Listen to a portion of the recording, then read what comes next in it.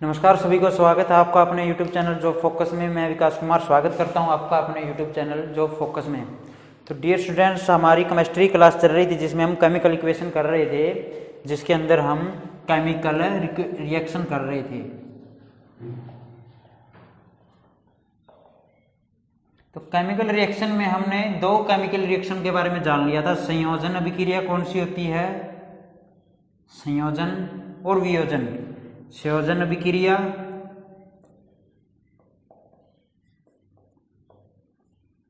और वियोजन या फिर अपघटन, या फिर इसे क्या बोल दिया जाता है? अपघटन, वियोजन अभिक्रिया।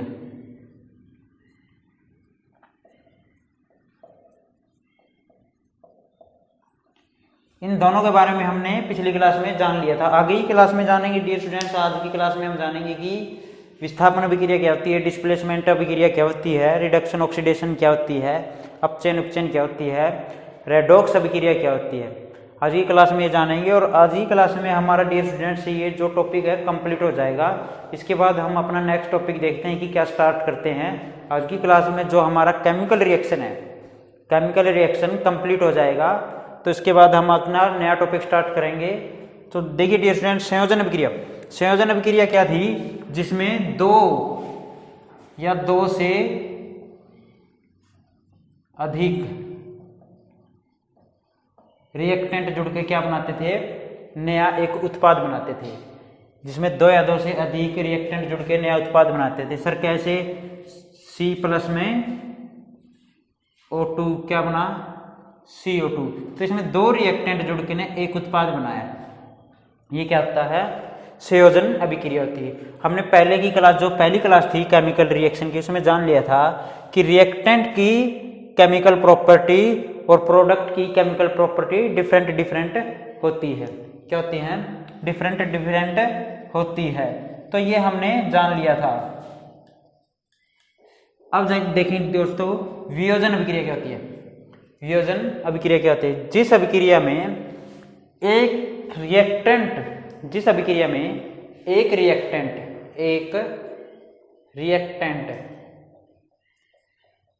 टूटकर दो या दो से अधिक क्या बनाता है? उत्पाद बनाता है। दो या दो से अधिक उत्पाद बनाता है, उस अभिक्रिया को क्या बोलते हैं? वियोजन अभिक्रिया। सर एग्जाम्पल किया था हमने H2 + O2। हमने इनके टाइप भी समझ लिए थे। ये भी 3 टाइप की होती है और ये भी 3 टाइप की होती है। आज की क्लास में जानेंगे डियर स्टूडेंट्स कि विस्थापन अभिक्रिया क्या होती है। विस्थापन अभिक्रिया क्या होती है? तो देखिए डियर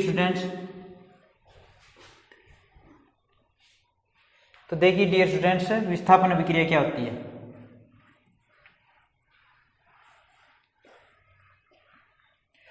तो डियर स्टूडेंट्स, विस्थापन अभिक्रिया हो या फिर डिस्प्लेसमेंट रिएक्शन, क्या? डिस्प्लेसमेंट।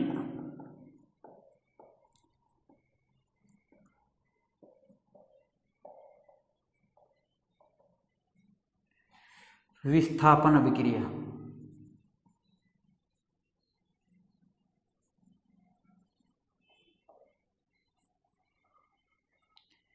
विस्थापन अभिक्रिया क्या होती है? विस्थापन अभिक्रिया वो अभिक्रिया होती है जिसके अंदर जो एक एलिमेंट होगा किसी अनादर एलिमेंट को डिस्प्लेस कर देगा। एक एलिमेंट किसी दूसरे एलिमेंट को क्या कर देगा? डिस्प्लेस कर देगा, मीन्स विस्थापित कर देगा। कैसे सर? उसकी केमिकल एक्टिविटी। भाई केमिकल एक्टिविटी के अकॉर्डिंग। सर कैसे? इससे पहले मैं तुम्हें बताऊं, ये भी 2 टाइप की होती है। ये भी कितने टाइप की होती है? 2 टाइप की। एकल विस्थापन, सिंगल डिस्प्लेसमेंट। एकल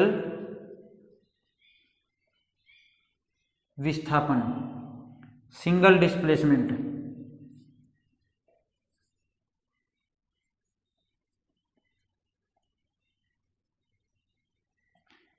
और अनादर द्विविस्थापन,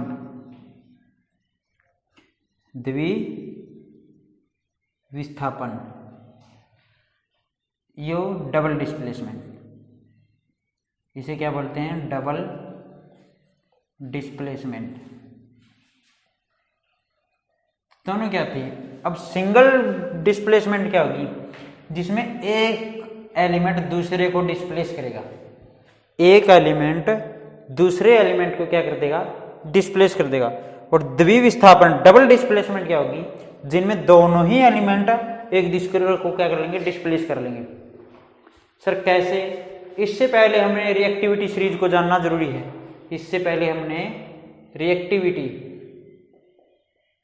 सीरीज को जानना जरूरी है। तो रिएक्टिविटी सीरीज कौन सी है, देखो डियर स्टूडेंट्स, एक ट्रिक के माध्यम से कराएंगे आपको, एक ट्रिक के माध्यम से कराएंगे, और वो बहुत मोस्ट इंपॉर्टेंट है।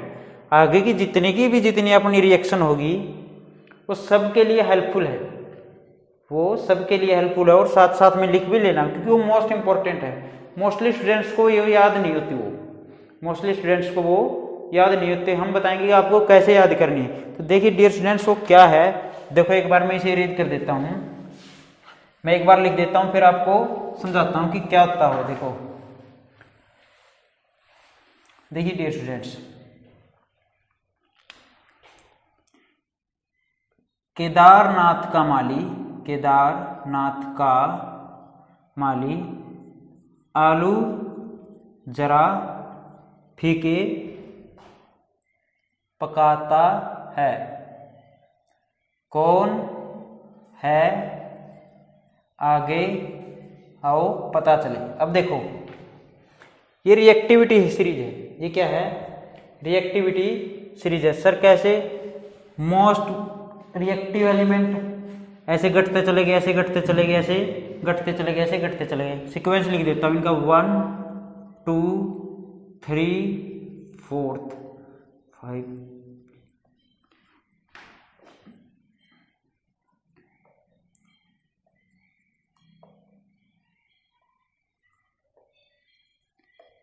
तो देखिए डियर स्टूडेंट्स, कैसे याद करनी है, आपको साथ साथ में मेरे साथ बोलते चलना है और साथ साथ में लिखते भी जाना है। देखिए कैसे, के मीन्स पोटेशियम होता है, लेकिन मैं बाद में बताऊंगा, पहले अपने आप ट्रिक लिख लेते हैं हम।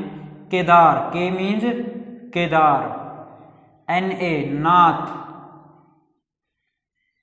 का माली, Mg हो गया ना, आलू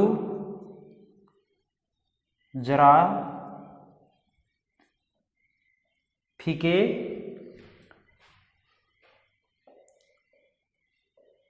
पकाता है, कौन है, आगे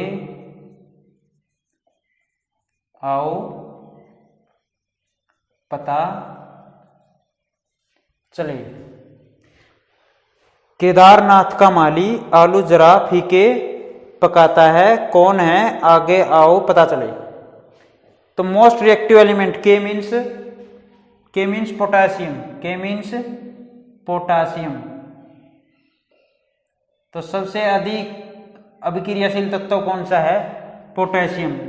उसके बाद सोडियम, उसके बाद कौन सा है, सोडियम, उसके बाद सोडियम, उसके बाद कैल्शियम,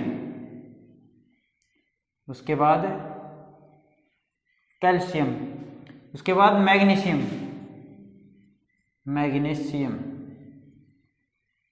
मोस्ट इंपॉर्टेंट है डियर स्टूडेंट्स, ये मोस्ट इंपॉर्टेंट मैनुअली इनका क्वेश्चन आपको देखने को मिलता है। अगर किसी भी स्टूडेंट्स को ये लर्न इजी तरह से नहीं हुई ना, तो उसको सीधी ही बात है भाई, जो हम रिएक्शन करेंगे वो कुछ भी समझ में नहीं आएगा उनको। तो इनका सीक्वेंस याद होना बहुत ही जरूरी है, इनका सीक्वेंस याद होना बहुत ही जरूरी है।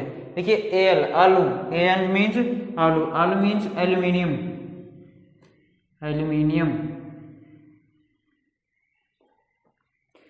जरा जिंक, जरा जिंक, Zn जिंक। फीके, फीके मीन्स आयरन, आयरन ना,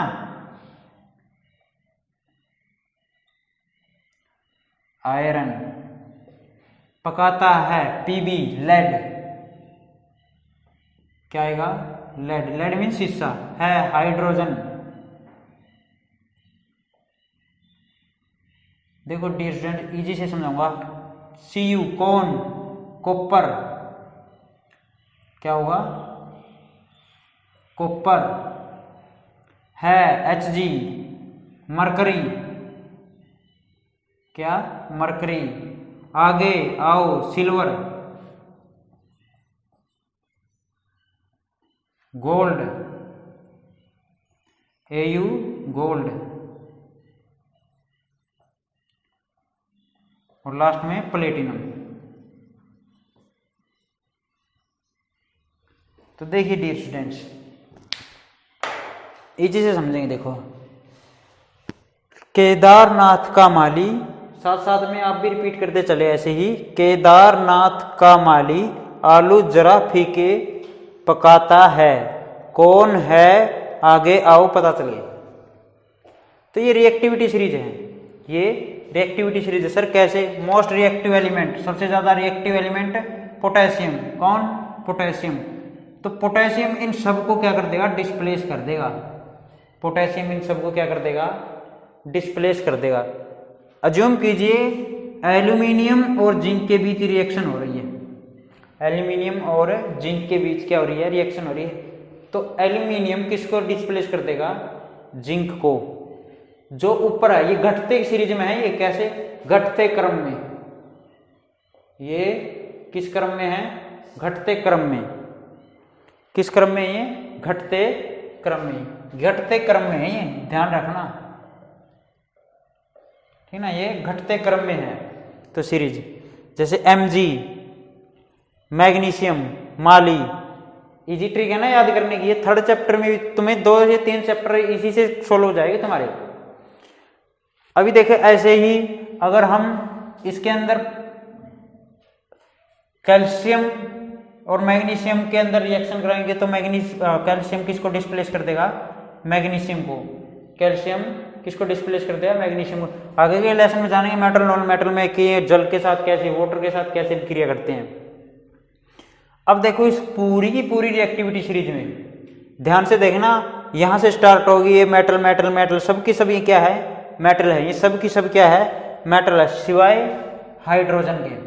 तो पूरी रिएक्टिविटी सीरीज में एक ही गैस है, एक ही गैस है, वो कौन सी है, हाइड्रोजन। तो हाइड्रोजन किसको डिस्प्लेस कर देगी, ऐसे क्वेश्चन आएगा, हाइड्रोजन इनमें से किसे डिस्प्लेस कर देगा। तो कॉपर को भी डिस्प्लेस कर सकता है, मरकरी को भी, सिल्वर को भी, गोल्ड को भी और प्लेटिनम को। जो ये लास्ट की चीजें हैं, ये कॉपर से प्लेटिनम तक, ये इंडिपेंडेंट मिलती है, स्वतंत्र रूप से पाई जाती है अर्थ क्रस्ट पे। तो हाइड्रोजन को सबको डिस्प्लेस कर देगी। ये बहुत ही कम रिएक्टिव होती है, ये बहुत ही कम रिएक्टिव होती है। गोल्ड है, सिल्वर है, प्लेटिनम है, लेकिन मोस्ट रिएक्टिव कौन सी है, सोडियम और पोटेशियम। सोडियम और पोटेशियम ये खुले इन्वायरमेंट से भी रिएक्ट कर लेते हैं। तो डियर स्टूडेंट्स, एक बार हम इसे इरेज करके फटैक से बोल बोल के लिखते हैं, साथ साथ में आपने भी लिख के जाना है।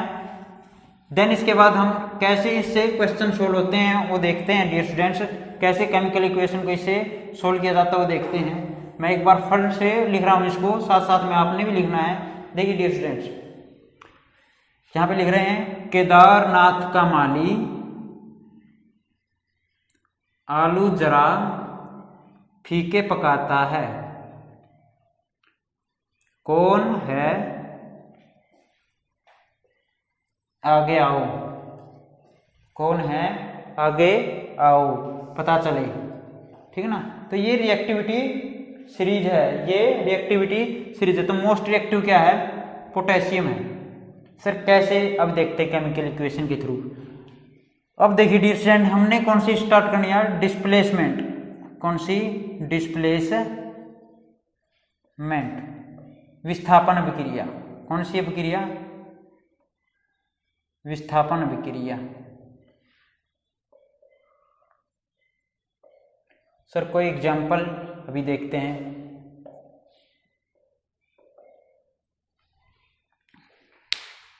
अभी देखते हैं, देखो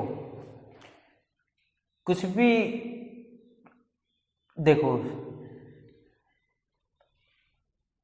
डिस्प्लेसमेंट का देख लेते हैं। इसमें ले लेते हैं CuSO4 प्लस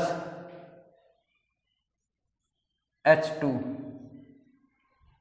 प्लस या जिंक ले लेते हैं या फिर जिंक ले लेते हैं।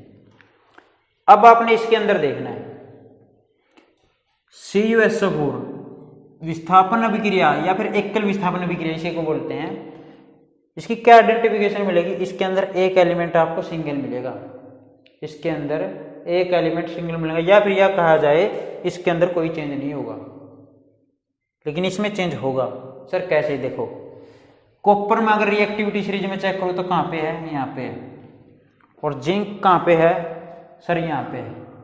तो जिंक कॉपर के कंपैरिजन में तो ज्यादा रिएक्टिव है, जिंक कॉपर के कंपैरिजन में तो ज्यादा रिएक्टिव है। तो जिंक क्या करेगा? कॉपर को डिस्प्लेस कर देगा। जिंक क्या करेगा? कॉपर को डिस्प्लेस कर देगा। जैसे ZnSO4 और कॉपर क्या हो जाएगा? अलग हो जाएगा।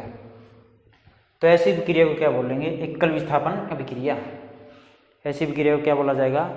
एकल विस्थापन अभिक्रिया। सर अनादर एग्जाम्पल जरूर करेंगे, अनादर एग्जाम्पल देख लो।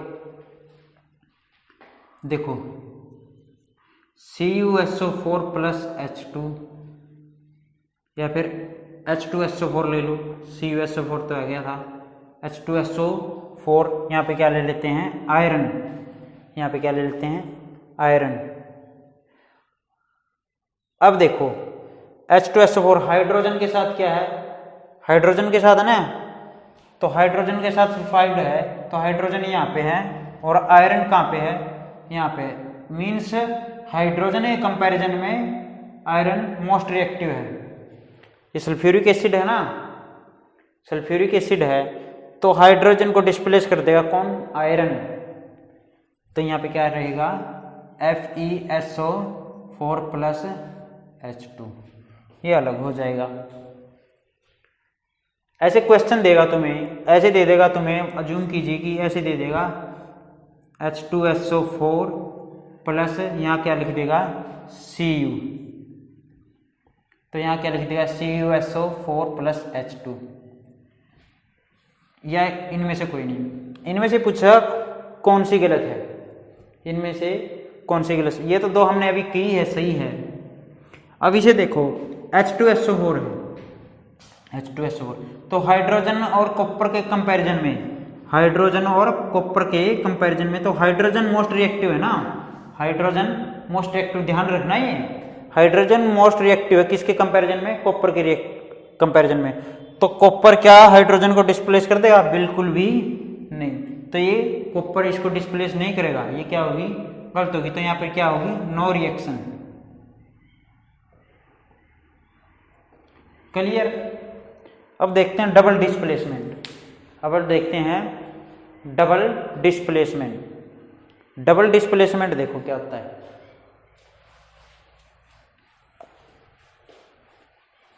डबल डिस्प्लेसमेंट भी इसी के अकॉर्डिंग सोल्व होगी। सर कैसे? देखो डबल डिस्प्लेसमेंट कैसे सोल्व होगी।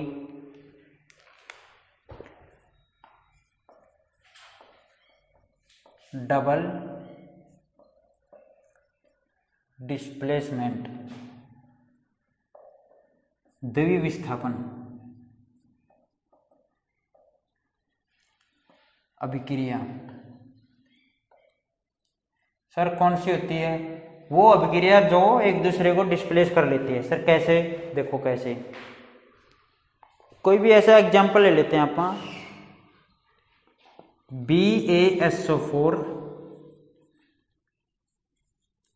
BaSO4 प्लस 2NaCl ले लेते हैं। 2NaCl plus BaSO4। अब देखो ये सोडियम है और ये बेरिलियम है, तो सोडियम तो मोस्ट रिएक्टिव ना, ये तो इसमें दिखाई ही नहीं दे रहा। मीन्स सोडियम इसको क्या कर देगा? डिस्प्लेस कर देगा। सोडियम इसको डिस्प्लेस कर देगा, है ना, इक्वल करने के लिए 2।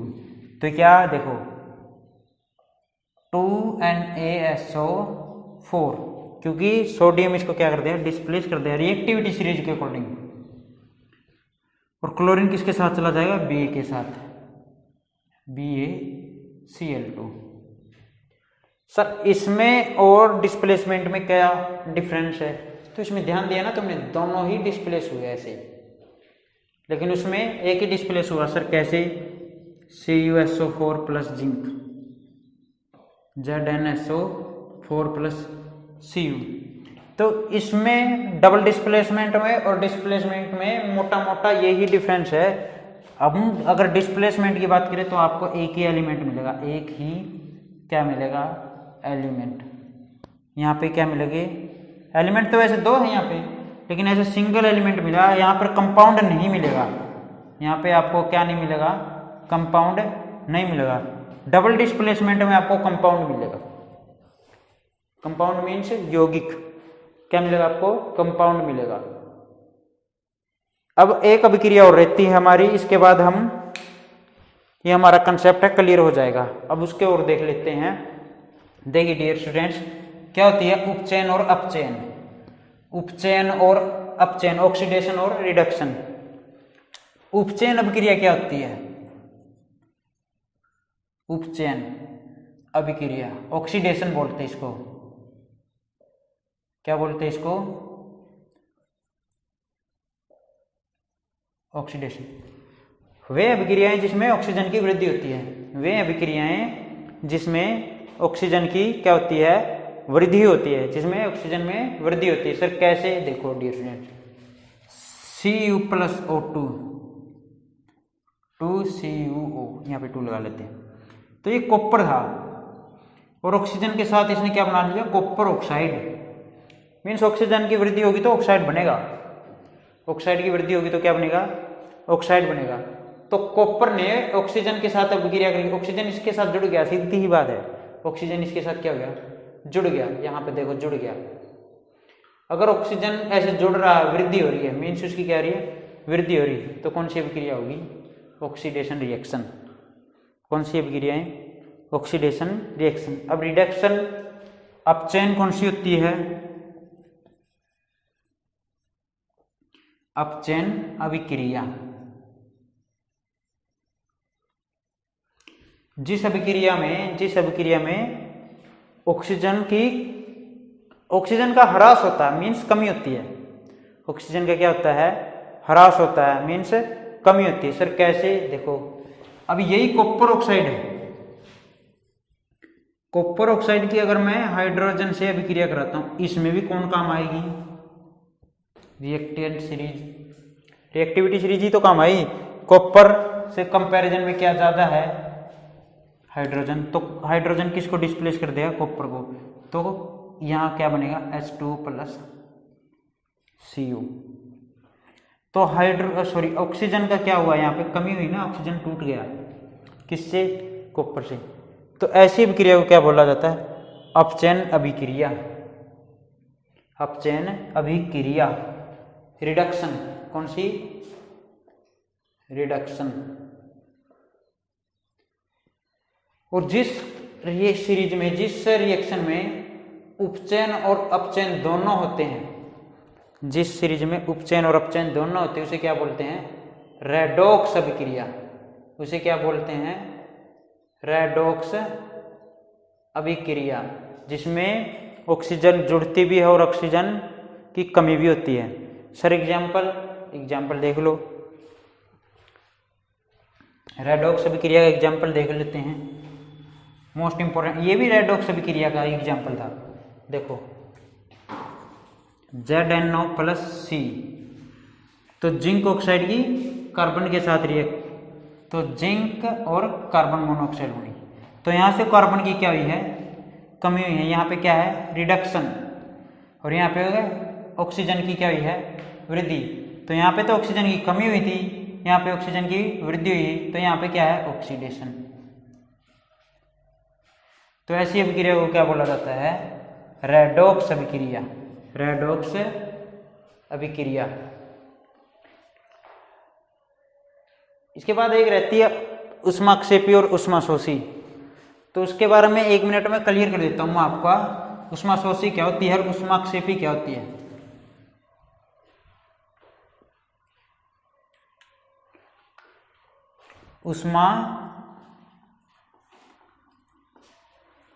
अक्षेपी। एक्जोथर्मिक, इसे क्या बोला जाता है? एक्जोथर्मिक। एक्जोथर्मिक तो वो अभिक्रिया जिसमें ऊर्जा का उत्पन्न होता है, जिसमें ऊर्जा का उत्पन्न होता है। सर कैसे? देखो, प्लस में 3H2,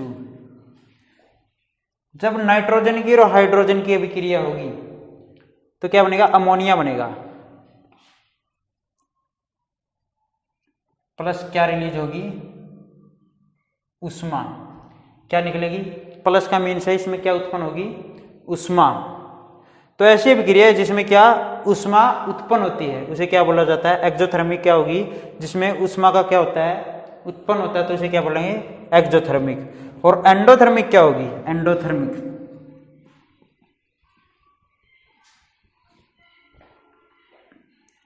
उष्मा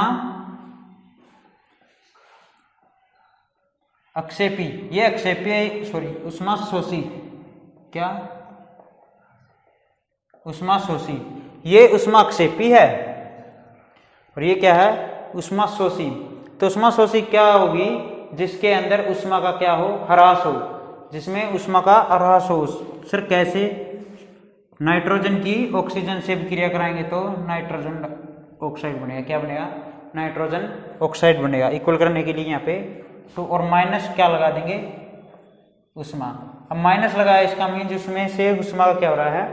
ह्रास हो रहा है। इसमें उष्मा का ह्रास हो रहा है। तो डियर स्टूडेंट्स, ये थी हमारी सभी की सभी क्या केमिकल रिएक्शंस।